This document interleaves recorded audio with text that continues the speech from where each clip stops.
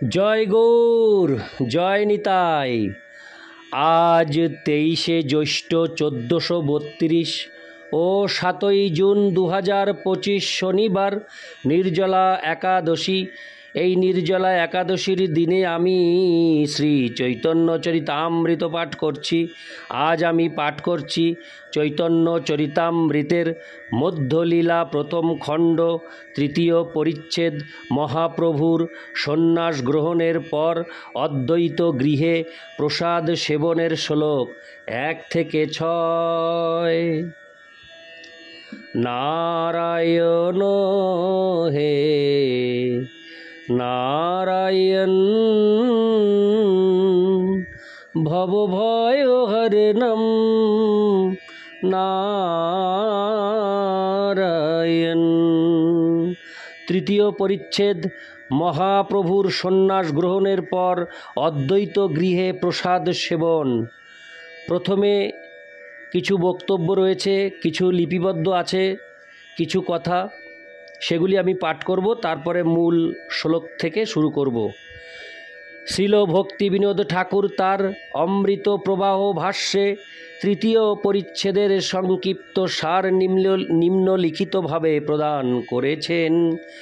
কাটোয়ায় সন্ন্যাস গ্রহণের পর শ্রী চৈতন্য মহাপ্রভু 3 দিন রাঢ় দেশে ভ্রমণ করতে করতে নিত্যানন্দ প্রভুর চাতুরিক্রমে শান্তিপুরের পশ্চিম পারে আগমন করলেন।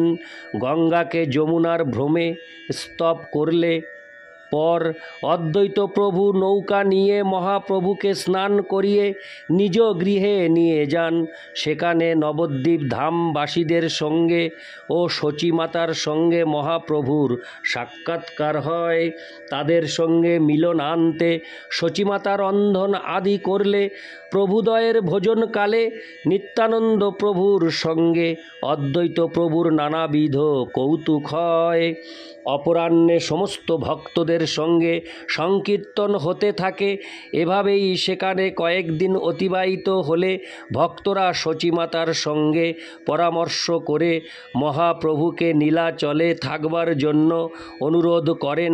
মহাপ্রভু তা অঙ্গীকার করে নিত্যানন্দ, মুকুন্দ, জগদানন্দ ও দামোদরকে সঙ্গে নিয়ে শান্তিপুরের ভক্তদের ও সচিমাতাকে বিদায় জানিয়ে ছত্রভোগ পথে শ্রী পুরুষোত্তম যাত্রা করেন। শ্লোক 1। নস্যং বিধায়ত প্রণয় হত গৌর বৃন্দাবনং গন্তু মনা ভ্রমাদোজ রাড়ে ভ্রমণ শান্তি পুরী মৈত্যা ললাস ভক্তৈরিহ তং নত হস্মি। অনুবাদ। সন্ন্যাস গ্রহণের হরে কৃষ্ণ সন্ন্যাস গ্রহণ করার পর শ্রী চৈতন্য মহাপ্রভু গভীর কৃষ্ণানুরাগ বশত বৃন্দাবনে যেতে চেয়েছিলেন, কিন্তু আপাত দৃষ্টিতে ভ্রমবশত তিনি রাঢ় দেশে ভ্রমণ করতে থাকেন। তারপর যিনি শান্তিপুরে পৌঁছে তার ভক্তদের সঙ্গ উপভোগ করেন, সেই শ্রী গৌরচন্দ্রকে আমি আমার সশ্রদ্ধ প্রণতি নিবেদন করি। ইতি শ্লোক 1। শ্লোক 2। জয় জয় শ্রী চৈতন্য জয় নিত্যানন্দ, জয়াদ্বৈত চন্দ্র জয় গৌরভক্ত বৃন্দ। শ্লোকার্থ।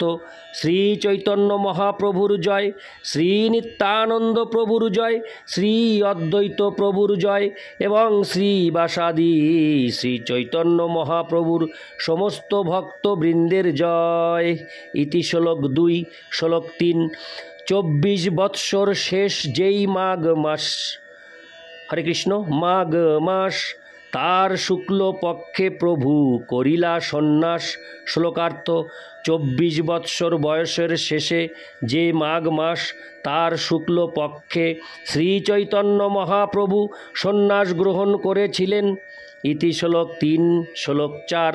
সন্ন্যাস করি প্রেমাবেশে চলিলা বৃন্দাবন, রাঢ় দেশে 3 দিন করিলা ভ্রমণ। শ্লোকার্থ: সন্ন্যাস গ্রহণ করার পর গভীর কৃষ্ণ প্রেমে আবিষ্ট হয়ে শ্রী চৈতন্য মহাপ্রভু বৃন্দাবনের দিকে যাত্রা করেন, কিন্তু আপাত দৃষ্টিতে ভ্রমবশত তিনি উন্মত্তের মতো 3 দিন রাঢ় দেশে ভ্রমণ করেন।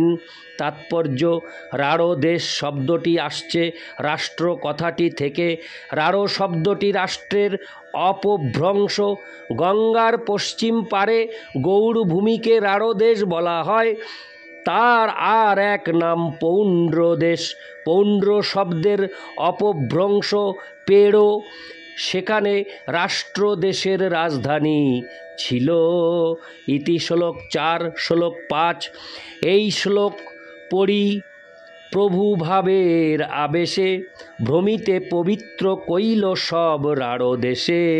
শ্লোকার্থ: নিম্নলিখিত শ্লোকটি উচ্চারণ করতে করতে ভাবাবিষ্ট অবস্থায় রাঢ় দেশে ভ্রমণ করে শ্রী চৈতন্য মহাপ্রভু সেই দেশকে পবিত্র করেছিলেন। ইতি শ্লোক 5, শ্লোক 6। এতাং স আস্তায় পরাত্মনিষ্ঠামধ্যাসিতাং পূর্বত ময়ীর্মহদ্ভি অহং তরিষ্যামি দুরন্ত পারং তমো মুকুন্দাং ঘ্রি নিষেবৈব। অনুবাদ: অবন্তী দেশীয় ব্রাহ্মণ বললেন, প্রাচীন মহাজনদের উপাসিত এই পরাত্মনিষ্ঠারূপ সন্ন্যাস আশ্রম অবলম্বন করে শ্রীকৃষ্ণের পাদপদ্মের সেবা করে আমি এক দুস্তর সংসাররূপ অজ্ঞান অন্ধকার অতিক্রম করব। তাৎপর্য: হরে কৃষ্ণ। তাৎপর্য: শ্রীমদ্ ভাগবতের 11, 23, 57 এই শ্লোকটি সম্বন্ধে শিলভক্তি সিদ্ধান্ত সরস্বতী ঠাকুর বলেছেন যে ভগবদ্ভক্তি অনুশীলনের 64টি অঙ্গের মধ্যে সন্ন্যাস আশ্রম অবলম্বন একটি। যারা এই সন্ন্যাস আশ্রম গ্রহণ করেন তাদেরই মুকুন্দের সেবার ফলে সংসার থেকে উদ্ধার হয়। কেউ যদি তার কায়, মন ও বাক্য সর্বতোভাবে ভগবানের সেবায় যুক্ত না করেন তাহলে তিনি প্রকৃতপক্ষে সন্ন্যাসী নন। এটি কেবল পোশাক পরিবর্তন নয়। ভগবদ্গীতায় 6:1 বলা হয়েছে, অনাশ্রিত কর্ম ফলং কার্যং কর্ম করোতি যঃ স সন্ন্যাসী চ যোগী চ। যিনি ভক্তি সহকারে শ্রীকৃষ্ণের সন্তুষ্টি বিধানের জন্য কর্ম করেন তিনিই হচ্ছেন সন্ন্যাসী। পোশাকে নয়, কৃষ্ণ সেবায় ঐকান্তিক ভাবটি হচ্ছে সন্ন্যাস।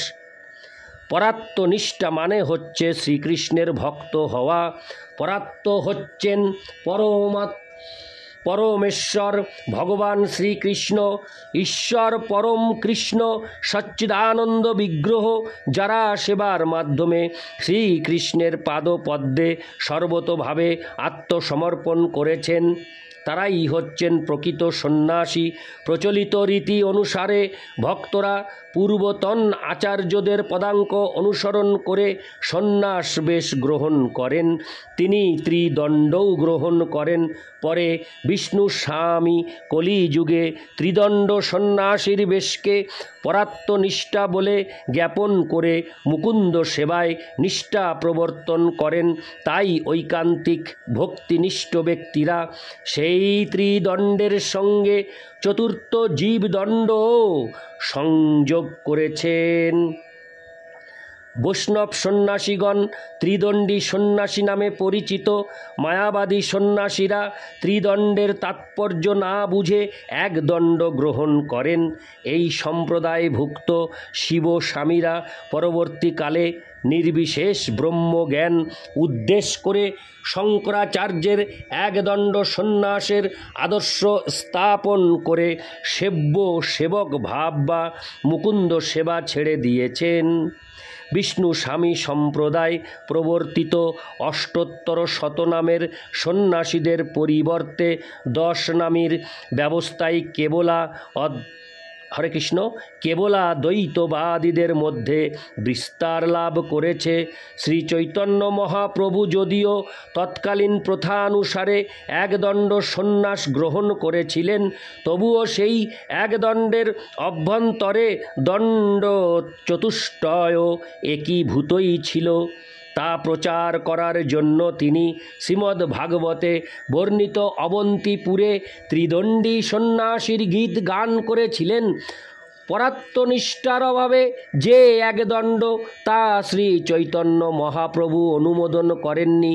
ত্রিদণ্ডীরা 3টি দণ্ডের সঙ্গে জীবদণ্ডের সংযোগে ঐকান্তিক ভক্তির বিধান করে থাকেন।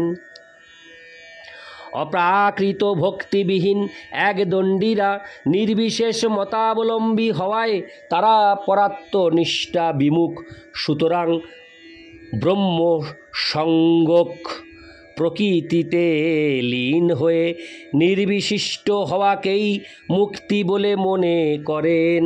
মায়াবাদীরা শ্রী চৈতন্য মহাপ্রভুকে ত্রিদণ্ডী সন্ন্যাসী বলে অবগত না হওয়ায় তাদের বাহ্য জ্ঞানে বিবর্ত উপস্থিত হয়। শ্রীমদ্ ভাগবতে একদণ্ডী সন্ন্যাসীর কোনো কথাই বলা হয়নি। ত্রিদণ্ড ধারণকে সন্ন্যাস আশ্রমের একমাত্র বেশ বলে বর্ণনা করা হয়েছে। শ্রী চৈতন্য মহাপ্রভু শ্রীমদ্ ভাগবতের সেই বাণীকেই বহু মানন করেছেন। ভগবানের বহিরঙ্গা শক্তির দ্বারা বিভ্রান্ত মায়াবাদীরা তা বুঝতে পারে না। আজও শ্রী চৈতন্য মহাপ্রভুর অনুগত ভক্তরা তার পদাঙ্ক অনুসরণ করে শিকাসূত্রযুক্ত সন্ন্যাস আশ্রম অবলম্বন করেন। একদণ্ডী মায়াবাদী সন্ন্যাসীরা শিকাসূত্র বর্জন করেন। তাই তারা ত্রিদণ্ড সন্ন্যাসের তাৎপর্য বুঝতে পারেন না এবং মুকুন্দ সেবায় তাদের প্রবৃত্তি নেই। জড়জগতের প্রতি বিতৃষ্ণ হয়ে তারা কেবল ব্রহ্মে লীন হয়ে যেতে চান। দৈব বর্ণাশ্রম প্রবর্তনকারী আচার্যেরা আসুর বর্ণাশ্রমের বোধ, চিন্তা আদি কিছুই গ্রহণ করেন না। জন্ম অনুসারে বর্ণ বিভাগের নাম আসুর বর্ণাশ্রম। শ্রী চৈতন্য মহাপ্রভুর অত্যন্ত অন্তরঙ্গ ভক্ত শিল গদাধর পণ্ডিত গোস্বামী প্রভু স্বয়ং ত্রিদণ্ড সন্ন্যাসের বিচার গ্রহণ করেছেন এবং মাধব উপাধ্যায়কে ত্রিদণ্ডী শিষ্য বলে গ্রহণ করেছেন। এই মাধবাচার্য থেকে পশ্চিম দেশে শ্রী বল্লভাচার্য সম্প্রদায়ের উৎপত্তি হয়েছে। গৌড়ীয় বৈষ্ণব সম্প্রদায়ে শাক্তাচার্য হরে কৃষ্ণ শ্রিতাচার্য নামে পরিচিত শিল গোপাল ভট্ট গোস্বামী পরবর্তীকালে ত্রিদণ্ডী পাদ প্রবোধানন্দ সরস্বতীর কাছ থেকে ত্রিদণ্ড সন্ন্যাস গ্রহণ করেছিলেন। যদিও গৌড়ীয় বৈষ্ণব সাহিত্যে ত্রিদণ্ড সন্ন্যাস গ্রহণের কথা স্পষ্টভাবে উল্লেখ করা হয়নি, তবুও শিলরূপ গোস্বামী উপদেশামৃত গ্রন্থের প্রথম শ্লোকে 6 বেগ দমন করে ত্রিদণ্ড সন্ন্যাস গ্রহণের নির্দেশ দিয়েছেন। বাচো বেগং মনস ক্রোধ বেগং জিহ্বা বেগ মুদরোপস্থ বেগম এতানো বেগানো যো বিষহেত ধীর সর্বম পিমাং পৃথিবীং সশিষ্যাৎ। যিনি বাচবেগ, মনোবেগ, ক্রোধবেগ, জিহ্বাবেগ, উদরবেগ ও উপস্থবেগ নিয়ন্ত্রণ করেছেন, তিনি গোস্বামী এবং তিনি সারা পৃথিবীকে শিষ্যত্বে বরণ করতে পারেন। শ্রী চৈতন্য মহাপ্রভুর অনুগামীরা কখনো মায়াবাদ সন্ন্যাস গ্রহণ করেননি এবং সেই জন্য তাদের দোষ দেওয়া যায় না। শ্রী চৈতন্য মহাপ্রভু শ্রীধর স্বামীকে স্বীকার করেছিলেন, যিনি ছিলেন ত্রিদণ্ডী সন্ন্যাসী কিন্তু শ্রীধর স্বামীকে না জেনে মায়াবাদী সন্ন্যাসীরা কখনো কখনো মনে করেন যে শ্রীধর স্বামী ছিলেন মায়াবাদী একদণ্ডী সন্ন্যাসী, কিন্তু প্রকৃতপক্ষে তা সত্য নয়। ইতি শ্লোক 6। নারায়ণ হে নারায়ণ ভবভয়হরণম